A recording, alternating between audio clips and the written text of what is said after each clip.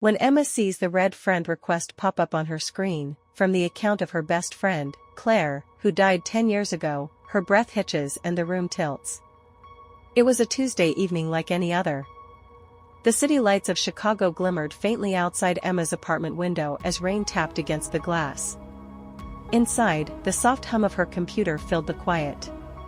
Emma, 30, with tired eyes and a messy bun, sipped slowly from a chipped mug of green tea as she scrolled through her social feed. Her studio apartment was neat in a curated chaos kind of way, art prints on the wall, a succulent barely clinging to life, and the faint scent of bergamot from a candle burning low. She was fine. Functioning. Grief had become a dull companion she'd learned to live with. Claire had been gone a decade. Time didn't heal everything, but it blurred the sharpest edges. Emma yawned, ready to log off, when she saw it, that jarring red notification in the top corner of her screen. Friend request, Claire Miller. Her fingers froze on the mousepad. Her throat went dry. No. She blinked, refreshed the page. Still there. The name, unmistakable. Claire's old profile picture. The one from their sophomore year, her auburn curls wild, grinning like she owned the world. The same profile Emma had visited hundreds of times after the accident, the one that had been silent, frozen in time. And now it was reaching out to her. A pulse of dread shot up her spine. Her breath turned shallow. Her thumb hovered over the mouse. Part of her wanted to scream. Another part wanted to believe, maybe it was someone else? A coincidence? A hacked account? But she knew. Every instinct in her screamed, this was Claire. Images flashed behind her eyes, Claire at 17, jumping into Lake Michigan in her clothes, Claire holding Emma's hand the night before prom, Claire lying in that casket, serene, unrecognizable. The memory came uninvited, bitter, and unfiltered. The car accident. The sirens. The funeral. The silence that followed. Emma swallowed hard. She glanced at the clock. 11:44 p.m. This couldn't be real. Maybe it was a sick joke. A glitch. Anything but what her gut was whispering. She clicked on the profile. It was her. Posts stopped in 2015. Birthday messages from people who had never unfriended her. Photos from high school. Nothing recent, until now. The friend request sat there, waiting. Emma's hand trembled. She clicked accept. For a moment, nothing happened. Then the screen dimmed, just slightly. A strange shimmer crawled across the browser, like heat waves over asphalt. Then. Nothing. The screen went still. No welcome message. No update. Just the accepted checkmark. Her stomach churned. Was that it? A breath caught in her chest. Suddenly, the cursor froze. The entire browser stopped responding. Emma stared. Emma clicks accept, the button glows, and nothing happens. Her computer freezes. The chat window pings, "Hey Em, it's been a long time." Emma's heart jumps, she wasn't expecting a message that could only come from beyond the grave. Emma jolted upright in her chair. Her computer screen flickered, then came back to life with a soft ping. A message window was open, she hadn't opened it. Her fingers hovered above the keyboard, numb. Claire Miller, "Hey Em, it's been a long time." Her breath caught again. The font was innocuous. The words simple. But the weight behind them? It crushed her. Her heart pounded against her ribcage. Emma looked around her apartment like she expected someone to be watching. She pinched the bridge of her nose and whispered, "No. No, no, no."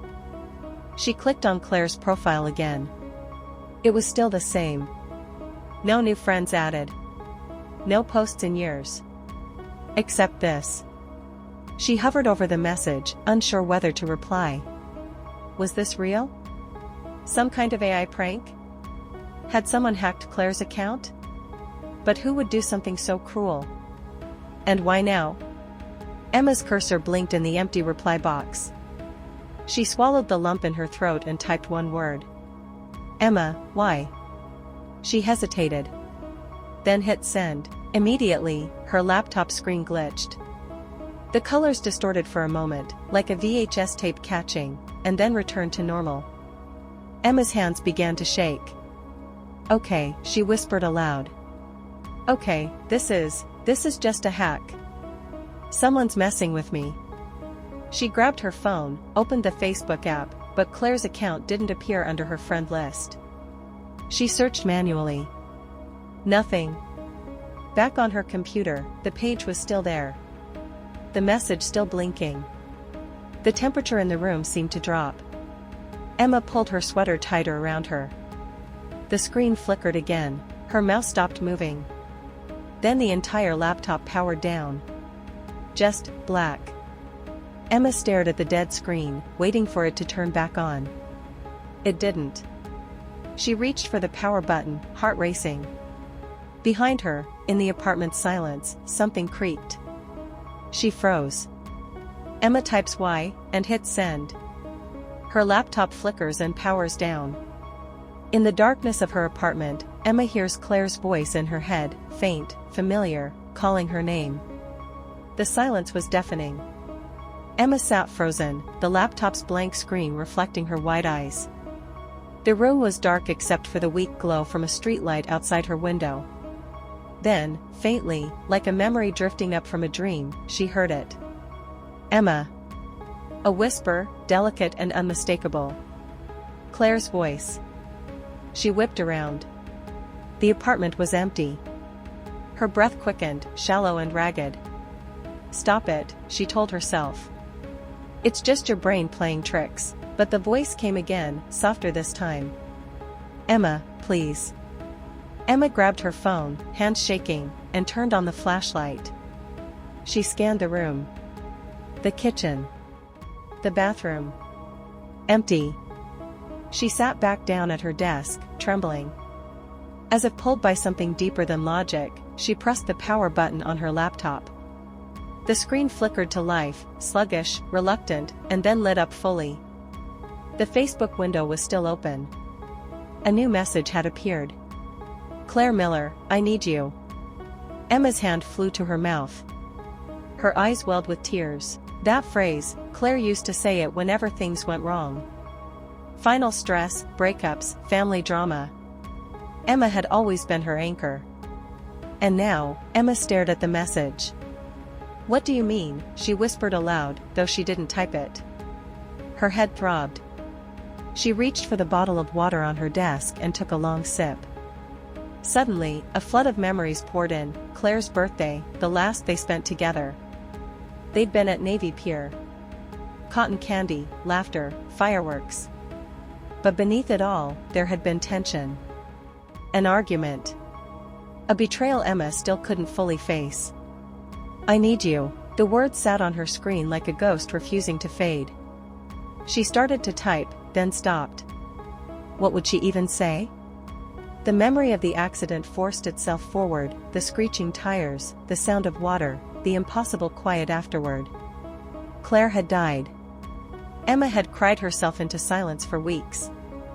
And yet, Emma looked around her apartment again, suddenly aware of how alone she felt, and how not alone. She reached to close the window. That's when she noticed the front door. It was open. Only an inch, but open. Her chest tightened. She knew she'd locked it. Emma notices the door she locked earlier is now slightly ajar. Emma flips on every light in her home, but the shadows seem to laugh at her fear. Adrenaline kicked in. Emma jumped to her feet, slamming the door shut with trembling hands. She turned the deadbolt, then tested it twice. It held. Still, her skin crawled like a cold wind had brushed over her soul. She stood there, heart hammering, eyes darting around her small apartment. Every shadow seemed alive, each corner a question mark. With a shaky hand, she flicked on the hallway light. Then the kitchen. Then the bathroom. Bright white fluorescence glared against the walls, banishing nothing. She stepped back into the living room, where the laptop sat humming again. Somehow, it had rebooted itself. She ignored it for now and picked up her phone. "Jenna," she whispered, her sister's name already pulled up. The phone rang twice. "Hey, Em. You okay?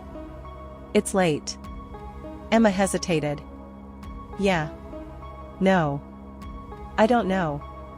Something weird's happening." Jenna's voice sharpened. "What do you mean weird?" Emma bit her lip. "You remember Claire's profile? From Facebook?" There was a pause. "Emma, you've got to let that go." "No, listen. It sent me a friend request. I accepted it. Then it messaged me, and now, my door was open. I swear I locked it." The silence on the line stretched too long. "Jenna? That's... Are you sure? Maybe you left it ajar? You've had wine." Emma hadn't. "Not tonight." She didn't say that. "I'm serious," she said. It said, "I need you." Another pause. Okay. Just, don't answer any more messages, alright? It's probably someone hacking her account. Just block it." Emma nodded, even though she wasn't convinced. After hanging up, she returned to the laptop. Claire's profile was still open. A new post had appeared at the top of her wall. "I remember everything. Do you?" Emma's blood ran cold. She scrolled through the feed, nothing else had changed. But that post hadn't been there before. Her finger hovered over the keyboard. Her heart pounded in her chest. Then, a ping. New message. An attached video file. "Watch me." A new message appears, a video file.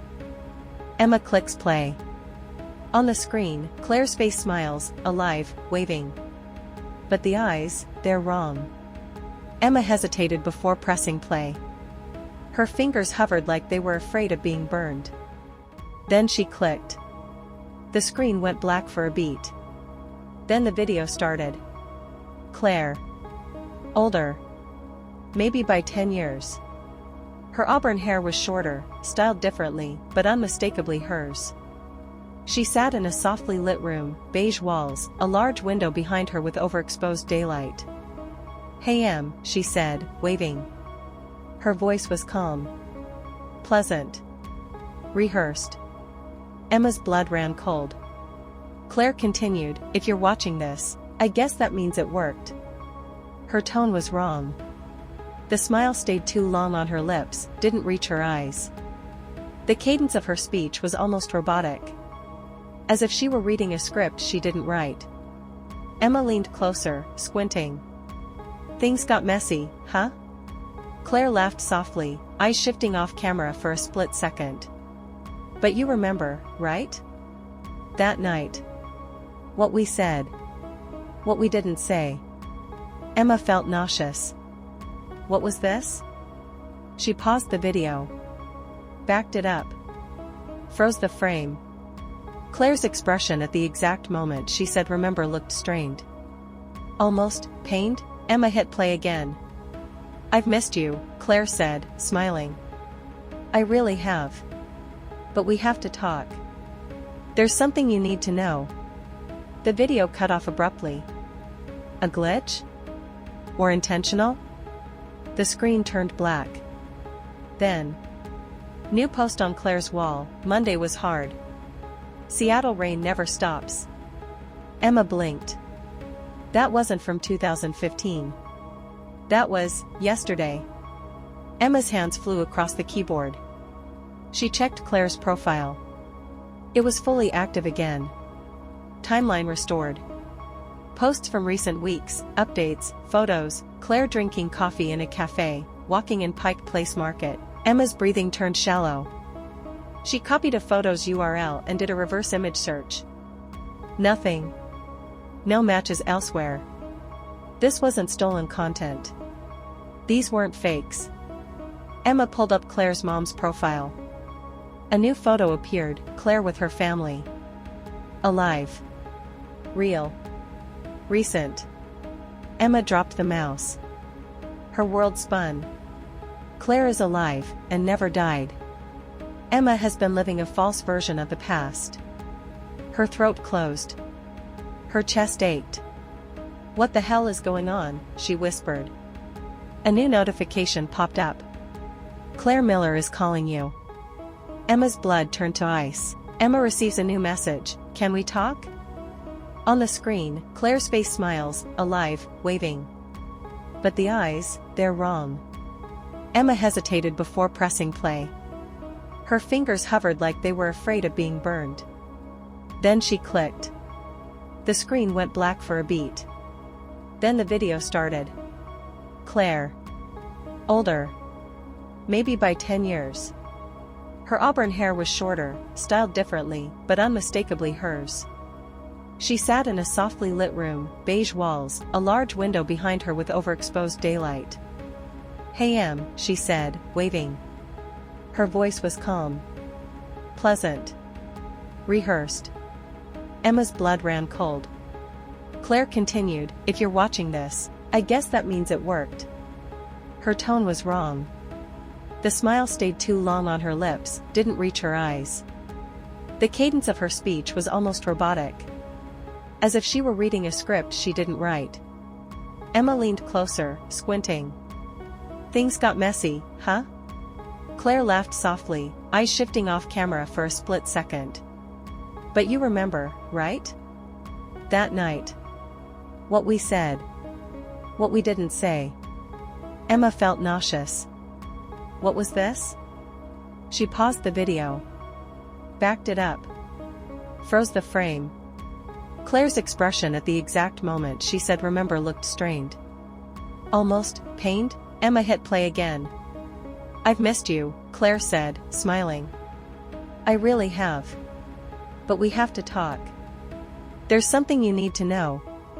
The video cut off abruptly. A glitch? Or intentional? The screen turned black. Then. New post on Claire's wall, "Monday was hard. Seattle rain never stops."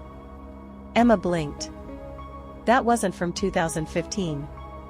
That was, yesterday. Emma's hands flew across the keyboard. She checked Claire's profile. It was fully active again. Timeline restored. Posts from recent weeks, updates, photos, Claire drinking coffee in a cafe, walking in Pike Place Market. Emma's breathing turned shallow. She copied a photo's URL and did a reverse image search. Nothing. No matches elsewhere. This wasn't stolen content.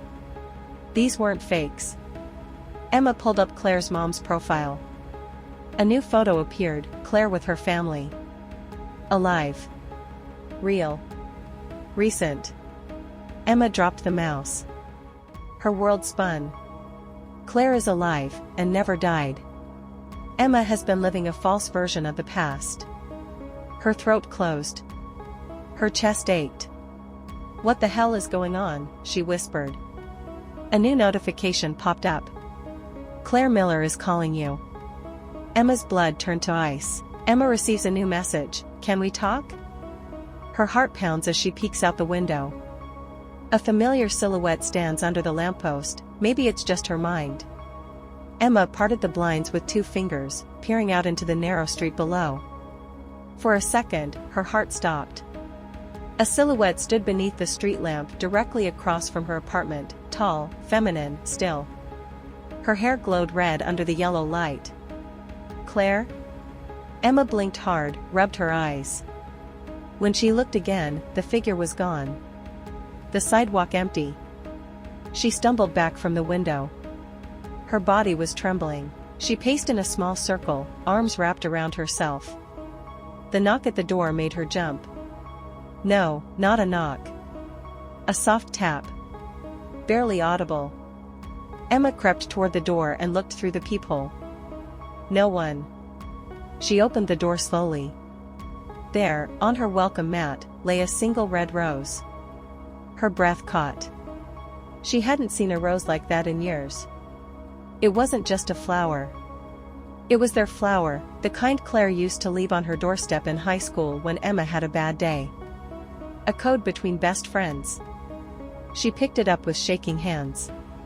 Suddenly, she was crying. Tears fell hot and heavy down her face. Still clutching the rose, she returned to her desk and opened Claire's Facebook profile.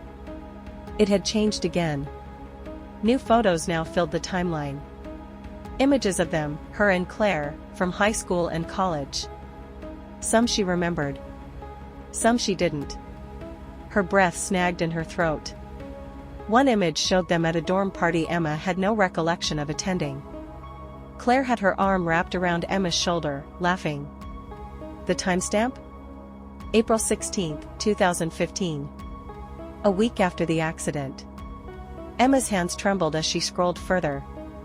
Another post appeared. Claire Miller tagged you in a memory. Emma clicked. It was a collage. Photos of the two of them, some at the lake, some at the beach, some inside Claire's bedroom. But one image stopped her cold. It was a photo of Claire's dorm room, and Emma was sitting on the bed, in the background. She didn't remember ever being there. And yet there she was. Same clothes she wore in an old photo she took alone that day.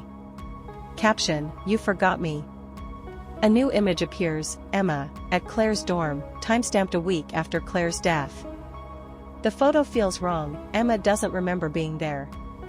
The caption reads simply, "You forgot me." Emma stared at the photo for minutes, frozen. Her face in the picture looked vacant. Almost detached. Her posture was stiff, unnatural. It wasn't just that she didn't remember the moment, it felt like she hadn't been there at all. She checked the metadata of the photo. Timestamp, April 16, 2015, 2:32 a.m. She tried to cross-check it with her own photos from that date. Nothing matched. According to her social media, she'd been home, sick. She paced the apartment like a caged animal. Was her memory wrong? Or was reality itself warped? She pulled out an old shoebox from the back of her closet, where she kept journals, photos, yearbooks, mementos from high school and college. She flipped through her senior year journal. Mentions of Claire were scattered throughout. Inside jokes. Concerts. Secrets. Then she stopped. April 2015.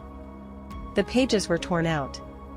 Every other month was intact, but April had been ripped from the spine, neatly, precisely, deliberately. Emma's hands trembled as she turned to her digital archives. She booted up her external hard drive and searched for any videos, photos, notes from April. A few appeared, but they were corrupted. The thumbnails wouldn't load. A spinning wheel mocked her with every attempt to open them. She clicked through Facebook memories, but April was empty. Nothing posted. No likes. No comments. Like she'd been erased. Her inbox pinged again. Claire Miller sent you a file, memories.zip. Emma's throat dried. She hesitated, but clicked download. Inside, a collection of screenshots, text logs, photos. Some were familiar. Some weren't. One file was a screenshot of a chat between them, one Emma had no recollection of. Claire, you promised you'd be there. Emma, I'm sorry. I couldn't. Claire, you chose not to. Emma, that's not fair. Claire, you left me alone. The timestamp matched the night Claire died. Emma whispered, this didn't happen. I didn't type that. Her stomach churned. She didn't know what was worse, the idea that someone was manipulating her past, or that some part of her mind had buried this so deep it felt like fiction. The lights flickered. Emma stared at her laptop. A message appeared, Claire, let me remind you. Message, let me remind you. Attached, a zip file labeled memories. An audio file appears, Claire's voice whispering, you broke me. Emma's cursor hovered over the audio file in the zip folder. Her heart pounded in her ears. She clicked play. Claire's voice crackled through the speakers, soft, unfiltered, unmistakable. You broke me, Em. Emma's breath hitched. The words weren't angry. They were devastated. The recording continued. I waited. I waited so long. You said you'd come. You said we'd talk. You said you'd never leave me like everyone else. Emma clutched her chest. The voice wasn't synthetic. It wasn't manipulated. It was Claire. Vulnerable, human. A second recording autoplayed. More fragmented. Claire sobbing. Why didn't you come? Then, silence. Then, I needed you. And you were gone. Emma dropped her head into her hands. Her memory of that night was foggy at best. She remembered a text. A fight. Tension that hadn't been resolved. But she didn't remember walking away. She didn't remember choosing to abandon Claire. She opened another file, a photo. Claire alone at the lake house, hours before the accident. Wrapped in a blanket.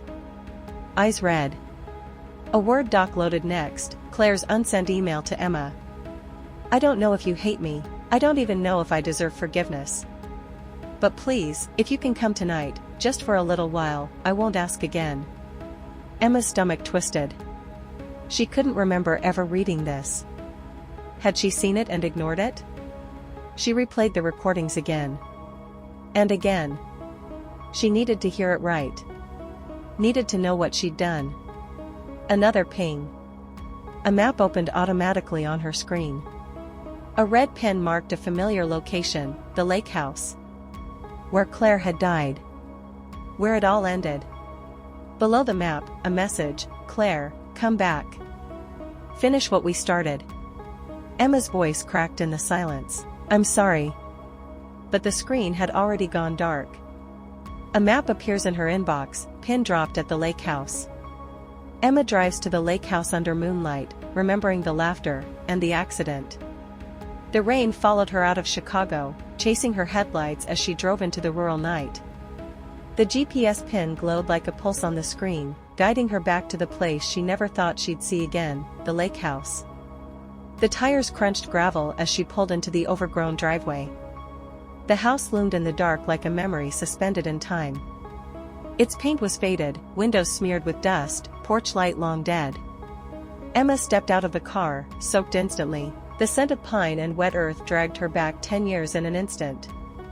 This place had once been sacred, a summer escape filled with music, secrets, bonfires. And then it became a grave. She approached the front door. It creaked open with a push. The air inside was stale. The walls were still hung with old Polaroids. Friends frozen in happier times. She wandered from room to room, each one echoing with laughter and fragments of voices. In the living room, she found the old cassette player still on the shelf. One of their mixtapes was still inside. She pressed play. Claire's voice burst through, mid-song. Off-key, giggling. Sing with me, Em. Emma clutched her chest. Tears blurred her vision. Then she saw it, on the coffee table. A bracelet. Beaded. With Claire's name. She picked it up with trembling fingers. It was real. She wasn't alone. She moved toward the back of the house, toward the lake. The back door opened with a groan. The dock stretched into the water like a forgotten bridge. She stepped to the edge and looked down. The lake was dark, motionless. Then, her breath caught. In the reflection, two faces stared back. One was hers, the other, Claire. Emma spun around. No one. She looked back. The reflection hadn't changed. Claire's image in the water stared straight at her, a sad smile on her face. Emma fell to her knees. What are you? She whispered. Claire's reflection raised a hand, and Emma's body did not follow. They were separate. Emma crawled backward, choking on her breath. Claire's reflection leaned closer. Her lips moved, but no sound emerged. Emma stared, horrified. Then Claire mouthed the words, "Come back to me." Claire's image merges with Emma's. Is Claire a part of her? Suddenly, Emma's head filled with images, fast, chaotic flashes. The accident. A scream. Water. But something new, Claire's face, reaching toward her. shoving her upward. Claire, not drowning, saving. Emma gasped, falling backward. The wind picked up. Her phone buzzed on the dock. She scrambled for it. Claire is calling.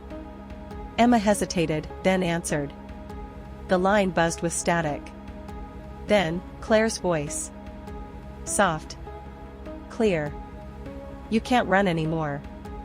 The reflection smiles, and smiles back. Her reflection just smiled at her. Emma whips around, nothing behind her. Emma dropped the phone. She stood at the edge of the dock, waves of nausea rolling through her. The wind whipped harder now, as if nature itself was disturbed. She turned slowly, the reflection was gone. The lake was still. Her phone buzzed again. It had landed face up on the wooden boards, screen cracked but glowing. One notification, Claire is calling. Emma crouched and stared at it. She didn't want to answer. But she didn't want to run either. She picked it up and swiped. A moment of silence. Then, Claire's voice. Hi, Em. It sounded calm. Gentle. Like a friend calling after years apart. Emma's throat closed. She couldn't speak. You can't run anymore, Claire continued. You've locked this away for so long. But I'm still here.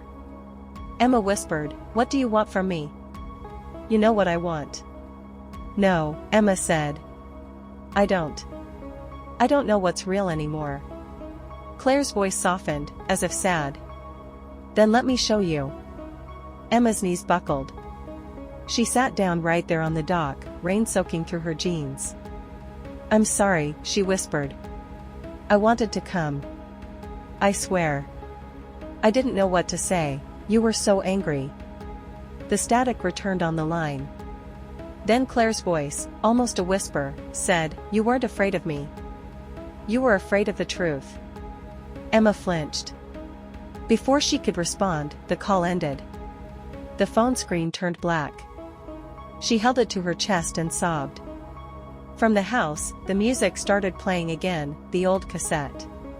Claire's voice echoed across the water. You remember the night? On the dock, her phone lights up, a live FaceTime call from Claire. Claire's face fills the screen, gorgeous, trembling, alive, but her eyes are empty. Emma stared at the screen as Claire's face came into focus. It was her, unmistakably, glowing in the soft light, same sharp cheekbones, same freckle above her brow. But something about her eyes was wrong. They were still. Not cold, not cruel, just vacant. Claire didn't speak right away. She looked at Emma through the screen, blinking slowly, like she was seeing her for the first time. Emma's voice shook. Is it really you? Claire smiled faintly. You still don't remember, do you? I'm trying. Claire leaned closer. Try harder. Emma blinked back tears. I didn't mean to abandon you. I was scared. We fought. It was bad. But I never stopped loving you. Claire's smile faded. You said you'd be there. I wanted to. I don't remember why I didn't go. It's all so fuzzy. Claire looked off screen. It's not fuzzy for me. The wind outside the lake house howled louder, as if echoing the hurt in Claire's voice. Claire returned her gaze to the screen. Do you remember what we said the night before it happened? Emma shook her head slowly. Bits and pieces. I know I said something I regret. We made a promise, Claire said. A stupid, childish promise. But I believed it. Emma swallowed hard. That we'd always choose each other. Claire nodded. Emma's hands trembled. But I didn't. I chose. I don't know. Fear. Silence. Avoidance. Claire leaned forward again, her voice now a whisper. Then let me show you. The screen flickered. For a split second, static. Then images started flashing, too fast to fully register. A car. Rain. A text message. Screaming. Emma gasped. Then, the screen went black.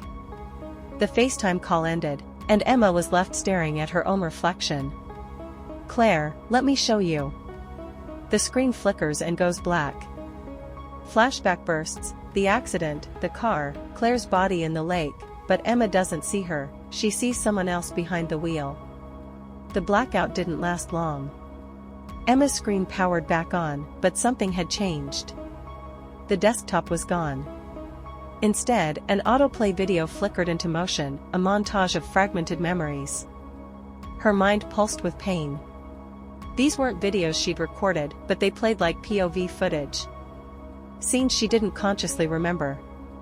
She saw the lake house from the inside, Claire crying, begging, Emma yelling.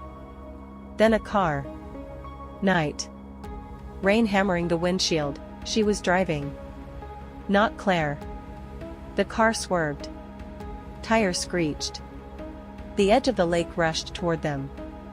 Emma shouted into the silence, "No, no, that's not how it happened." But it was. It was. She saw herself crawl out of the passenger door, choking, sobbing. And Claire, still inside, her hand pressed to the glass. Claire had pushed her. Claire had saved her. The screen froze on Claire's face underwater, calm, eyes wide open. Emma stumbled back, gasping. Her knees hit the floor. This was the truth. The real memory. Not the comforting version her mind had constructed. Emma had driven that night. Claire had died saving her. And she had forgotten. No, she had buried it. She rocked on her heels, sobbing. "I'm so sorry," she whispered. "I didn't mean to forget you." Then, a whisper from the laptop speaker, "I forgive you." Emma looked up. The screen had gone black again. Then words slowly appeared, "You didn't forget me. You protected yourself." Claire isn't haunting her, Emma's subconscious is. All of it, the messages, the videos, the voice, her own guilt, grief, and dissociation given digital form. Emma whispered, "I created you." Silence. Then, as if in response, the final file appeared, a video titled "Goodbye." Claire's last message appears, "I forgive you." Flashback bursts, the accident, the car, Claire's body in the lake, but Emma doesn't see her, she sees someone else behind the wheel. The blackout didn't last long. Emma's screen powered back on, but something had changed. The desktop was gone. Instead, an autoplay video flickered into motion, a montage of fragmented memories. Her mind pulsed with pain. These weren't videos she'd recorded, but they played like POV footage. Scenes she didn't consciously remember. She saw the lake house from the inside, Claire crying, begging, Emma yelling. Then a car. Night. Rain hammering the windshield, she was driving. Not Claire. The car swerved. Tires screeched. The edge of the lake rushed toward them. Emma shouted into the silence, "No, no, that's not how it happened." But it was. It was. She saw herself crawl out of the passenger door, choking, sobbing. And Claire, still inside, her hand pressed to the glass. Claire had pushed her. Claire had saved her. The screen froze on Claire's face underwater, calm, eyes wide open. Emma stumbled back, gasping. Her knees hit the floor. This was the truth. The real memory. Not the comforting version her mind had constructed. Emma had driven that night. Claire had died saving her. And she had forgotten. No, she had buried it. She rocked on her heels, sobbing. "I'm so sorry," she whispered. "I didn't mean to forget you." Then, a whisper from the laptop speaker, "I forgive you." Emma looked up. The screen had gone black again. Then words slowly appeared, "You didn't forget me. You protected yourself." Claire isn't haunting her, Emma's subconscious is. All of it, the messages, the videos, the voice, her own guilt, grief, and dissociation given digital form. Emma whispered, "I created you." Silence. Then, as if in response, the final file appeared, a video titled Goodbye. Claire's last message appears, I forgive you. Emma closes her laptop at dawn, the screen blank, but her heart is lighter. Dawn crept over the lake, casting pink and amber hues across the surface. Mist hovered just above the water like a veil lifting. Emma stood barefoot at the edge of the dock, wrapped in an old blanket from the lake house closet. In her hand, she held a red rose. Her phone lay silent on the wooden planks behind her. No buzzing. No messages. Just silence. She looked down into the water. No reflection of Claire this time, just her own, clear and undistorted. She whispered, goodbye, and gently placed the rose on the lake. It drifted slowly, carried by the breeze. Back in the house, Emma found a pen and paper in the drawer beside the old couch. She sat and wrote. Dear Claire, I miss you. I always have. I never meant to forget, and I never meant to lie, not to you, not to myself. But I was scared. Not of you. Of who I was that night. Of what I let happen. You saved me. And I forgot to save you back. I don't know if I can ever make peace with that, but I know this, I'll remember. Every day. Not just the accident. Not just the pain, but the friendship. The laughter. The fireflies at midnight and the dumb inside jokes. You were my best friend. You still are. Goodbye, Claire. Love always, Emma. She folded the letter and tucked it under the photo of them she'd found earlier. Then she closed the laptop. No need to keep the profile open. No need to read the messages again. She deleted the Facebook account, the one she'd been using to speak to Claire. For a long moment, she stared at the screen as the deletion confirmed. Then she whispered, thank you. Later that morning, Emma drove back into the city. The traffic was heavier. The sky was fully awake. People moved. Life continued. At home, she showered, changed into fresh clothes, and opened the windows to let the light in. She pinned the rose photo to her bulletin board, not as a haunting, but as a promise. A reminder. Grief doesn't vanish. But it evolves. As Emma sat on her couch, legs tucked beneath her, a calmness settled over her chest. No pings. No notifications. No ghosts. Just quiet. Just peace.